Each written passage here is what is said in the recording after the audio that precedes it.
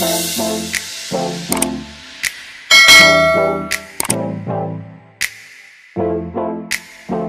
yang kau sembah itu bukan lagi Yesus yang sama seperti ketika kita rayakan Natal, ada di palungan. Yesus yang masih bayi, Yesus yang masih kecil, Yesus yang harus menyingkir karena dikejar-kejar oleh Herodes. Tapi Yesus yang kita sembah itu adalah Raja di atas segala raja, yang memegang kunci maut dan kerajaan maut, sehingga tidak ada satupun atau siapapun yang bisa mengambil hidupmu kalau Tuhan Yesus tidak mengizinkannya. Haleluya. Haleluya.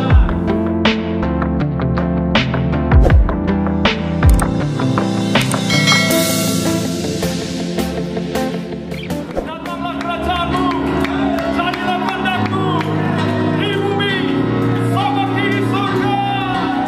Dan jadilah di dalam nama Tuhan Yesus. Mari kita yang percaya sama-sama katakan amin. Haleluya. Sekali berikan kemuliaan bagi Tuhan kita. Shalom Bapak Ibu. Haleluya. Hanya satu orang. Shalom. Ya. Di ujung ketajaman Tuhan, agenda Tuhan bagi gerejanya. Kita buka Yeremia pasal 8 ayat yang ke-7. Bahkan burung ranggung di udara mengetahui musimnya. Burung tepukur, burung layang-layang, dan burung bangau berpegang pada waktu kembalinya. Tetapi umatku tidak mengetahui hukum Tuhan.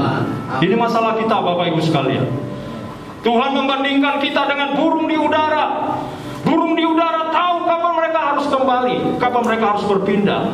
Karena ada musim dan masanya. Yang percaya katakan amin.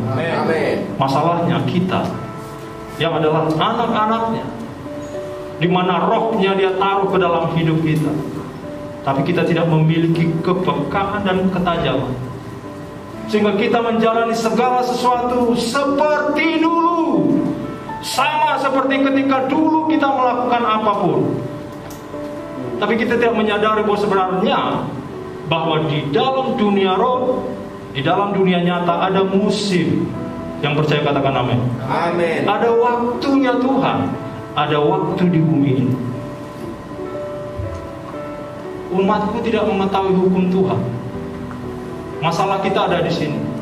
Bapak Ibu sekalian, saya mau katakan begini, bahwa COVID-19 terus terang telah mengekspos keberadaan hidup kita dan apa yang kita bangun selama ini. Maaf saya katakan Bapak Ibu sekalian, jangan-jangan kita salah membangun, bahkan termasuk saya. Kita tidak melihat arah pergerakan Tuhan yang terjadi, sehingga kita memotivasi jemaat kita membangun jemaat kita dengan pesan yang tidak sesuai dengan apa yang akan terjadi pada masa mendatang. Yang percaya katakan amin. Amin. Buktinya pertanyaan saya, ada berapa banyak gereja saat ini yang tergoncang karena kita tidak mempersiapkan jemaat kepada sesuatu yang akan terjadi pada masa mendatang. Kenapa pemerintah buat PMKG? Untuk persiapan Bapak Ibu. Kalau terjadi sesuatu yang tidak diinginkan, orang-orang ini sudah menyampaikan dan mempersiapkan. Jepang itu negara paling canggih di dalam mengantisipasi bahaya bencana tsunami. Mereka punya sistem yang telah dibangun. Mereka memprediksi apa yang akan terjadi pada masa mendatang. Tapi kita hamba-hamba Tuhan, sama seperti mobil, kita buat mobil, padahal sebenarnya mobil yang sekarang ini nanti nggak cocok pada mobil yang pada era barat yang masa mendatang. Kita khotbah jemaat yang diberkati, kita khotbah tentang bla bla bla bla. Tapi ketika musimnya tiba, pandemi ini datang, kita kelabakan karena kita tidak pernah mempersiapkan jemaat menjadi jemaat yang penuh dengan otoritas. bangkit di dalam kuasa Roh dan mengalahkan setiap ketakutan yang saat ini telah merenggut begitu banyak orang di luar sana, dan kita pun terimbas di dalamnya. Next, di mana posisiku? Mari kita bersama kita baca. Manusia itu dibagi dalam 3 kategori. Yang pertama, 1, Mereka yang tidak dapat berubah. mereka yang tidak berubah, yang tidak dapat berubah. Dia sama seperti Tuhan kita dulu, sekarang, sampai selama-lamanya. Aku tidak berubah. Semoga tidak ada di tempat ini. Haleluya. Yang kedua, Mereka yang mau berubah. mereka yang mau berubah, mau untuk berubah. Tapi saya suka yang ketiga, 3-2 ya. Mereka yang membuat perubahan. Ini dia. Mereka yang membuat perubahan, yaitu mereka yang tahu arah pergerakan Tuhan.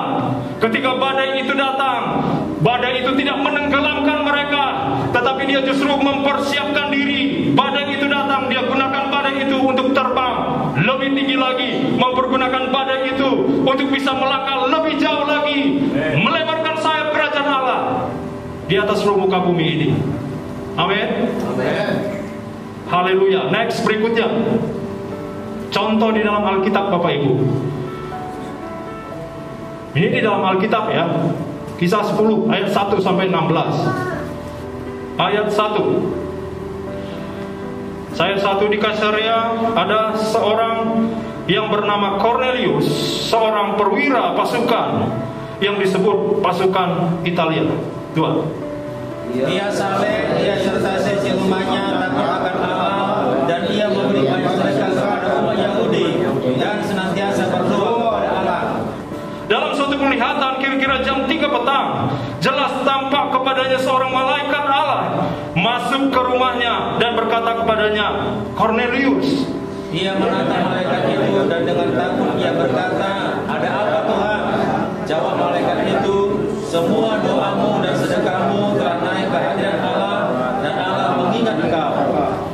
Dan sekarang suruhlah beberapa orang ke Yope untuk menjemput seorang yang bernama Simon dan yang disebut Petrus.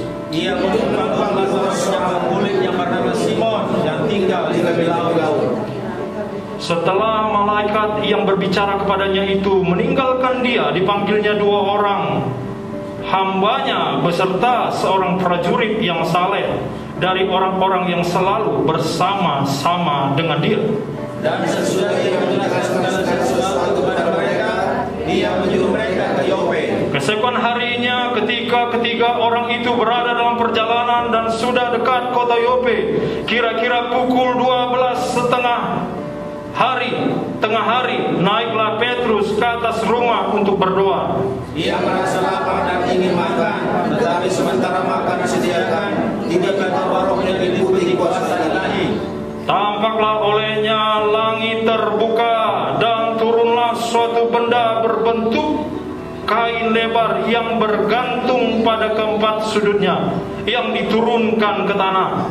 Di dalamnya terdapat berbagai jenis binatang berkaki 4, binatang menjalar dan burung. Kedengaranlah olehnya suatu suara yang berkata, bangunlah, hai Petrus, sembelihlah dan makanlah. Tetapi Petrus menjawab, tidak Tuhan, tidak, sebab aku belum pernah makan sesuatu yang haram dan yang tidak tahir. Kedengaran pula untuk kedua kalinya suatu suara yang berkata kepadanya, apa yang dinyatakan halal oleh Allah tidak boleh engkau nyatakan haram. Hal ini terjadi sampai 3 kali, dan sesudah itu terangkat bulan itu ke langit lagi. Pada waktu itu Petrus mendapat penglihatan. Kita lihat ayatnya, ya. Kedengaranlah suatu suara yang berkata, bangunlah Petrus, lalu sembelihlah dan makanlah. Lihat ayat yang ke-14. Tetapi Petrus menjawab, tidak apa? Bapak Ibu, tidak apa? Tidak Tuhan. Ini Tuhan loh yang ngomong sama dia. Tidak Tuhan. Sekali lagi ini Tuhan yang ngomong sama dia. Karena ini makanan haram. Dan Tuhan mengulang kembali. Dia berkata, tidak Tuhan. Petrus yang membantah Tuhan pada waktu waktu itu adalah Petrus yang sama, yang pernah keluar dari perahu dan berjalan di atas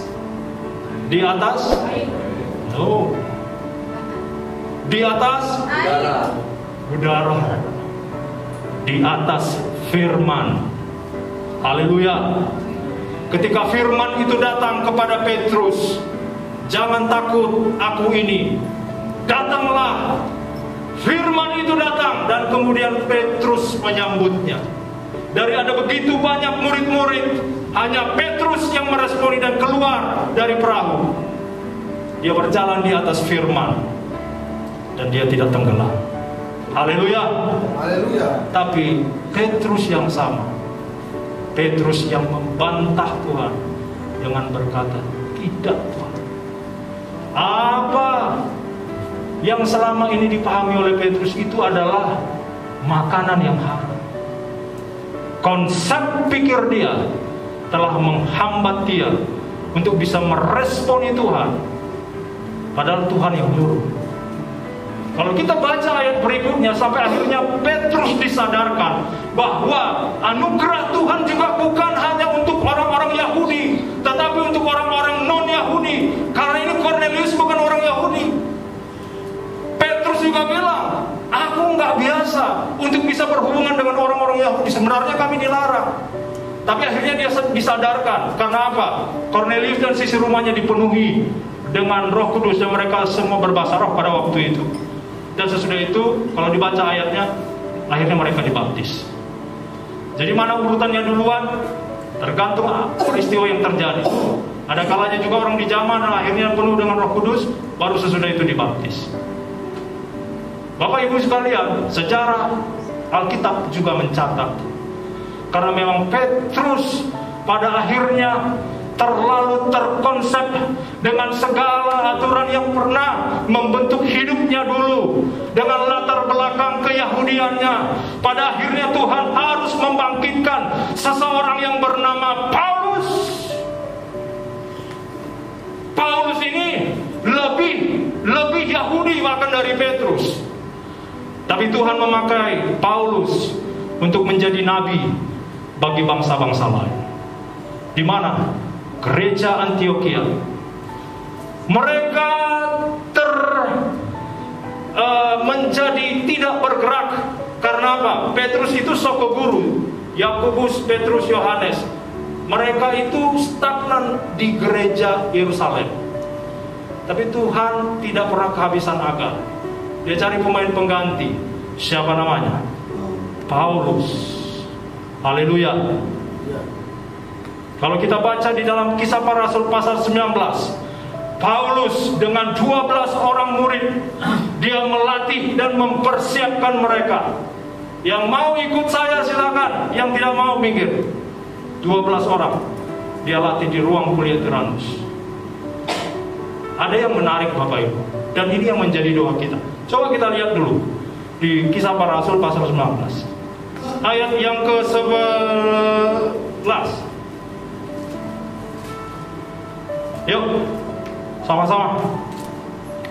Oleh Paulus, Allah mengadakan mujizat yang luar biasa. Terus, bahkan orang membawa atau kain yang dipanggil Paulus dan meletakkan dia di atas orang sakit, maka lenyaplah penyakit mereka dan kuatlah roh mereka.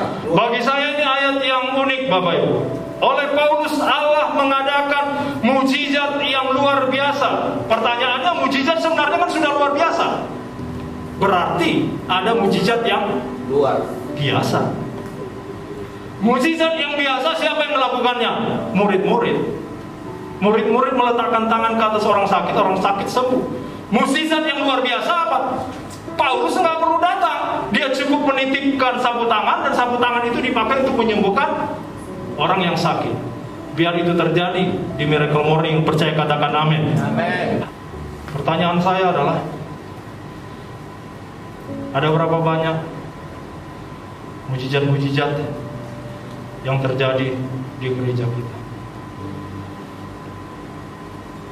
Kita harus membandingkan kondisi sekarang dengan apa yang terjadi 2000 tahun yang lalu, karena itu idealnya seperti itu. Gereja yang Tuhan maksud itu yang seperti itu. Haleluya.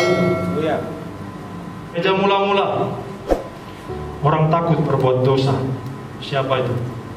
Setelah peristiwa Ananias dan Safira, kegentaran ada di seluruh umat yang terjadi pada waktu itu. Gereja saat ini tidak semua, tapi ada. Kalau tadi orang takut berbuat dosa, gereja saat ini orang berdosa bersembunyi di dalam gereja. Kita memang harus mengasihi, tapi ternyata hidupnya juga nggak berubah. Itu mengakibatkan banyak juga, bukan hanya jemaat tapi juga para pengerja yang jatuh karena memang tidak mengikuti pergerakan yang sedang terjadi, yang sedang Tuhan lakukan. Gereja mula-mula kuasa dan mujizat merupakan hal biasa dan lazim terjadi. Di gereja saat ini kuasa dan mujizat sudah jarang. Di gereja mula-mula prioritas utama doa. Izin ya, tolong ikuti saya. Doa, puasa, firman Tuhan. Tapi di gereja saat ini prioritas utama program.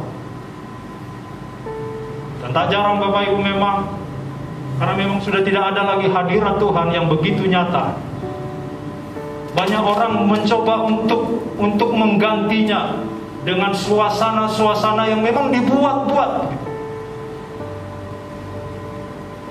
Gereja di entrepreneur supaya jemaat merasa bahwa dia sedang berada di dalam hadirat Tuhan.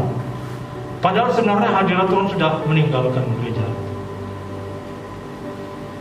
Saya berdoa kita tidak termasuk bagian di dalamnya. Haleluya. Amin.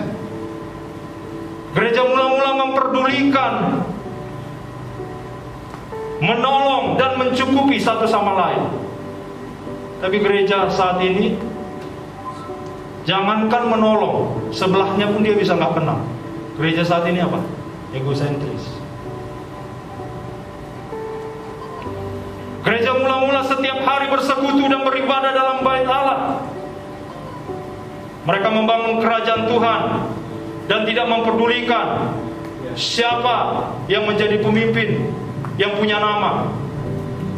Tapi saat ini gereja membangun kerajaannya sendiri. Gereja mula-mula terjadi pertumbuhan jemaat. Katakan pertumbuhan. Gereja saat ini pembengkakan jemaat. Beda bertumbuh dengan bengkak, Bapak Ibu sekalian. Kalau jempol kita ini kena batu dan kemudian membesar, itulah yang namanya bengkak. Dia bukan bertumbuh, mirip seperti bertumbuh, tapi sebenarnya bukan. Kalau mau membahas ini panjang sekali Bapak Ibu, tapi kita next lagi ya. Nah ini dia Bapak Ibu sekalian.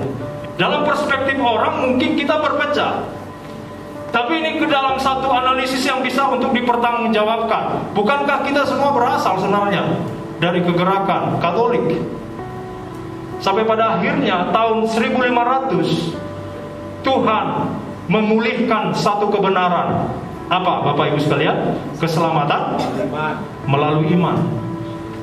Lalu kegerakan Injili di tahun 1600 baptisan, dibaptislah. Dan bukan hanya itu, ada pemisahan antara gereja dan negara. Tahun 1700 gerakan kekudusan, ada penyucian yang saat itu selalu menjadi hasrat dan kerinduan dari setiap jemaat, karena kegerakan kekudusan sedang melanda gereja pada waktu itu. Next berikutnya, tahun 1970 gerakan iman, kebenaran yang dipulihkan, pengakuan iman. Tahun 80-an gerakan profetik, pelayanan kenabian dipulihkan oleh Tuhan. Tahun 90 gerakan apostolik mukjizat, dan tanda ilahi. Prophet, gerakan kenabian itu sama seperti seorang arsitek. Dia yang bangun polanya. Gerakan kerasulan, apostol, dia yang bangun. Berarti dia apa? Kontraktornya. Kalau kita lihat di dalam Alkitab, Bapak Ibu sekalian, Tuhan itu bekerja melalui berdasarkan dengan pola. Waktu dia suruh Nuh bangun, Tuhan pakai ukuran, Bapak Ibu. Waktu Tuhan ngomong ke Elia melawan sekian nabi-nabi Baal, dia buat prosedurnya sehingga apa? Ketika saatnya tiba, api itu turun dan menyambar mezbah yang ada. Tuhan juga buat pola di tabernakel. Tuhan juga buat pola kepada Daud. Karena Daud pada akhirnya Salomo bisa menerima satu privilege, keistimewaan dari Tuhan. Buat ukurannya seperti ini. Bait suci dipenuhi dengan kemuliaan Tuhan. Dan tidak ada satupun yang bisa bertahan ketika hadirat Tuhan itu turun. Jadi ada pola di surga, Bapak Ibu sekalian, tentang gerejanya yang harus kita bangun. Dan itu yang tahu siapa? Nabi dan para rasul. Haleluya. Tuhan bilang begini, Kristus harus apa? Kisah para Rasul 3, tinggal di surga sampai pemulihan segala sesuatu. Next. Nah, saat ini kita ada di mana? Akhir zaman, Bapak Ibu. Terus terang, jauh sebelum PPKM dan lain sebagainya, ketika saya melihat ada pembatasan orang terbang segala macam, di situ saya mulai tahu bahwa seperti inilah nanti polanya, cara antikris itu mengontrol supaya semua orang itu harus tunduk sama dia. Tapi ini masih masa awalnya, Bapak Ibu. Ini masih bisa dikatakan ini uji cobanya. Posisi gereja di mana? Ini pertanyaan saya sekarang. Ayo, next berikutnya. Wahyu 1 ayat 1, 3, 2, ya. Inilah wahyu Yesus Kristus yang dikaruniakan Allah kepadanya, supaya ditunjukkannya kepada hamba-hambanya apa yang harus segera terjadi. Dan oleh malaikatnya yang utusnya, ia telah menyatakannya kepada hambanya Yohanes. Pertanyaan saya, Wahyu 1 ayat 1 tadi bilang apa? Inilah wahyu siapa? Yesus Kristus. Bukan wahyu semua orang. Ini wahyu Yesus. Nah, masalah kita di sini, Bapak Ibu sekalian, ya. Selalu eranya sebenarnya bukan lagi kepada Injil keselamatan, Bapak Ibu, tapi Injil kerajaan. Yesus itu raja yang memerintah. Jangan lupakan itu, Bapak Ibu. Tapi kita di gereja memang mengarahkan jemaat kepada pandang kepada salib Kristus. Yesusnya udah nggak ada di sana. Yuk kita lihat Yesus yang kita sembah itu sekarang seperti apa. Kita lihat di dalam Wahyu pasal yang pertama, ayat yang ke-12. Sama-sama kita baca 3-2 ya. Lalu aku berbalik melihat suara berbicara kepadaku, dan setelah aku berbalik tampaklah kepadaku 7 kakinya dari emas. Lanjut. Dan di tengah-tengah dia itu ada seorang serupa anak manusia, berpakaian jubah yang panjangnya sampai kaki, dan dadanya berikat-ikat pinggang dari emas. Kepala dan rambutnya putih bagaikan bulu yang putih mentah, dan matanya bagaikan nyala api, dan kakinya mengkilat bagaikan tembaga membara di dalam perapian. Suaranya terus, dan di tangan kanannya ia memegang 7 bintang, dan dari mulutnya bersinar-sinar bagaikan matahari yang terik. Ketika aku melihat dia, tersungkurlah aku di depan kakinya, sama seperti orang yang mati. Tetapi ia meletakkan tangan kanannya atasku, lalu berkata, haleluya, ini dia Yesus yang kau sembah itu, Bapak Ibu. Tiga dua ya, jangan takut, aku adalah yang awal dan yang akhir dan yang hidup. Aku telah mati, namun lihatlah, aku hidup sampai selama-lamanya, dan aku memegang segala kunci maut dan kerajaan maut. Haleluya! Yesus yang kau sembah itu bukan lagi Yesus yang sama seperti ketika kita rayakan Natal, ada di palungan. Yesus yang masih bayi, Yesus yang masih kecil, Yesus yang harus menyingkir karena dikejar-kejar oleh Herodes. Tapi Yesus yang kita sembah itu adalah Raja di atas segala raja, yang memegang kunci maut dan kerajaan maut, sehingga tidak ada satupun atau siapapun yang bisa mengambil hidupmu kalau Tuhan Yesus tidak mengizinkannya. Haleluya. Haleluya. Akulah yang awal dan yang akhir. Akulah yang awal dan yang akhir. Kita ada di sini saat ini, tapi Yesus kita sudah menunggu di masa depan. Dia ada di sana karena Dia Alfa dan Omega. Haleluya. Haleluya. Apa yang perlu kita takutkan? Tunaikan tanggung jawabmu. Amin. Kerjakan tugasmu. Aku pegang kunci maut dan kerajaan maut. Kalau Tuhan gak izinkan, gak bisa, Bapak Ibu. Tapi kita gak pernah kupas ini di gereja. Kita bilang pandang kepada salib. Tuhan sudah bergerak. Jemaat ini harus dibangun sedemikian rupa menjadi jemaat yang penuh otoritas dan kuasa. Haleluya. Haleluya. Yesus itu kepala dan kita tubuhnya. Tubuh ini yang dipakai oleh Tuhan untuk menginjak-injak kuasa si jahat, mengeksekusi agenda kerajaannya. Bapak Ibu, perhatikan yang pertama. Penyingkapan pewahyuan ditulis tentang, dalam kitab Wahyu ada penyingkapan pewahyuan tentang keberadaan Yesus Kristus.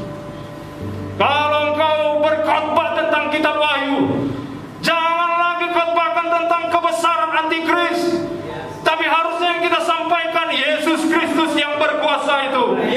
Sampai-sampai Yohanes tidak tahan, seperti mau mati rasanya.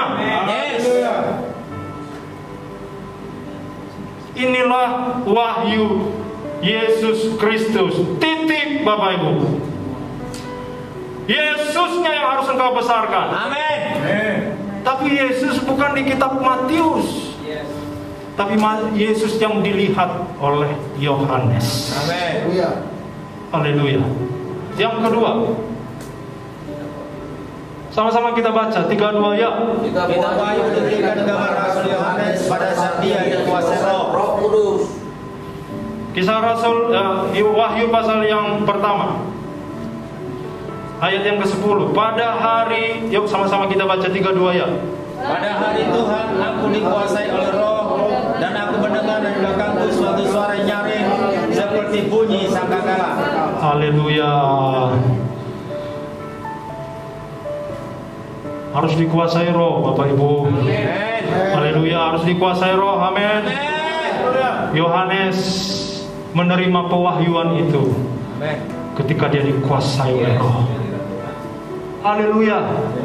Gak bisa kita sampaikan misteri yang ada di dalam kitab Wahyu kalau kita gak dikuasai oleh Roh.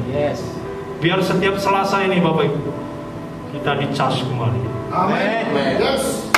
Haleluya. Amin. Mungkin kita alami benturan, alami tantangan, tapi waktu kita masuk di hari Selasa, kita dibangun kembali dalam hadirat Tuhan. Kita bangkit kembali menjadi perkasa. Berikan kemuliaan bagi Tuhan kita. Sampai pada akhirnya setiap kita berada di dalam satu frekuensi yang sama, dan dan kita punya mimpi yang sama. It's okay kalau ada perbedaan-perbedaan saat ini, tapi saya yakin Tuhan bawa kita masuk dalam gelombangnya. Yang penting masing-masing kita haus dan lapar. Itu semua hapus Bapak Ibu, karena kita tahu kita posisi kita di mana. Detak jarum jam surga sedang berjalan. Yes. Hamba-hamba Tuhan di Miracle Morning peka bisa dengar apa yang sedang Tuhan rancangkan. Kalau dia ingin menyampaikan sesuatu untuk kota Medan, dia carinya di jalan rela. Karena koordinatnya sama Bapak Ibu sekalian. Haleluya. Haleluya. Yang berikutnya Bapak Ibu. Nah ini untuk kita ini. Yuk sama-sama kita baca 3, 2, ya. Surat Wahyu dituliskan kepada pemimpin di ketujuh jemaat. Ya. Kitab Wahyu ini kan ditulis kepada pemimpin di 7 jemaat. Amin. Itu beda kitab kita. Tidak. Jemaat Efesus, jemaat di Smyrna, jemaat di Pergamus, jemaat di Tiatira, jemaat di Sardis, jemaat di Philadelphia, jemaat di Laodikia. Sampaikannya kemana Bapak Ibu? Pemimpin. Kepada pemimpin gereja. Di akhir zaman, gereja akan memiliki peranan yang paling penting. Karena gereja, karena rahasia tentang akhir zaman itu disampaikan kepada Tuhan, kepada pemimpin jemaat, pemimpin gereja. Haleluya. Kalau Tuhan mau kasih sesuatu, dia sampaikan dulu kepada pemimpinnya. Dieksekusi oleh gereja. Artinya gereja akan punya peranan penting di akhir zaman ini. Yang percaya katakan amin. Tapi kembali di awal yang saya sampaikan tadi, kita memang harus peka Bapak Ibu. Apa Tuhan yang kau mau? Di sini pemimpin-pemimpin itu kepada pemimpin jemaat, terus stagnan. Paulus dipakai oleh Tuhan.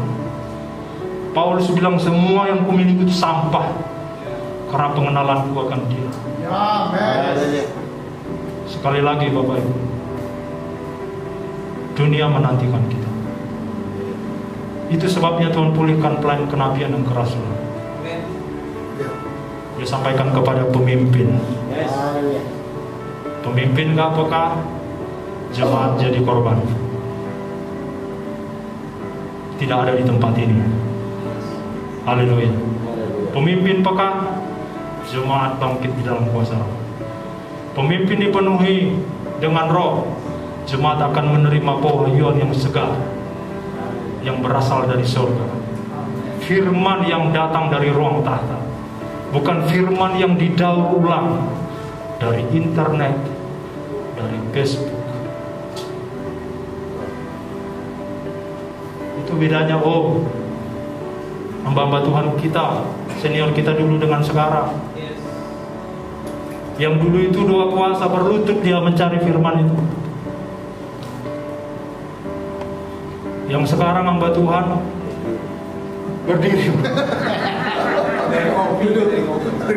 That's right. Buat status persiapan khotbah, difoto kopinya, kopi mahal ya kan? Kalau kopi murah nggak difotonya, difotonya Alkitab. Firman apa yang datang kepada jemaat? Saya yakin itu nggak ada di sini.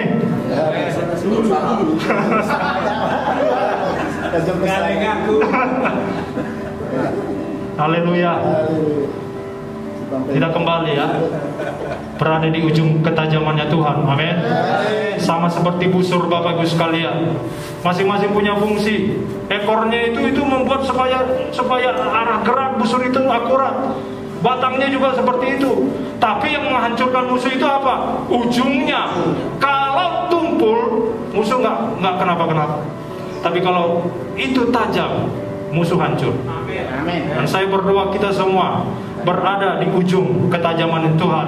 Terjadilah di dalam nama Tuhan Yesus. Kita dengar apa yang Roh inginkan. Kita tidak lagi diam, kita tidak lagi terpaku, tetapi kita berkata, Tuhan, aku mau berada di ujung ketajaman, karena aku mau di akhir zaman ini aku menjadi bagian dari pergerakan Tuhan yang Tuhan bangkitkan, Tuhan pakai. Bapak Ibu sekalian, kegelapan semakin gelap, tapi nyala sekecil apapun itu akan mempengaruhi dan mengubahkan. Saya punya pemahaman seperti ini. Di dalam nama Tuhan Yesus, COVID-19, situasi yang saat ini terjadi, dalam perspektif yang lain, Bapak Ibu, sekali lagi, dalam perspektif yang lain, kita meyakini bahwa ini adalah semacam satu keadaan atau satu panggung yang sedang disiapkan oleh Tuhan supaya anak-anaknya bangkit dan menyatakan kemuliaannya. Karena firman Tuhan berkata, bangkitlah, menjadi teranglah, terangmu datang, kemuliaan Tuhan terbit atasmu. Haleluya. Haleluya. Gak boleh Bapak Ibu kita takluk. Jangan turunkan standar kita. Ini Alkitab yang ngomong. Yesus akan datang. Yesus kembali kalau kemuliaan segala sesuatu telah terjadi.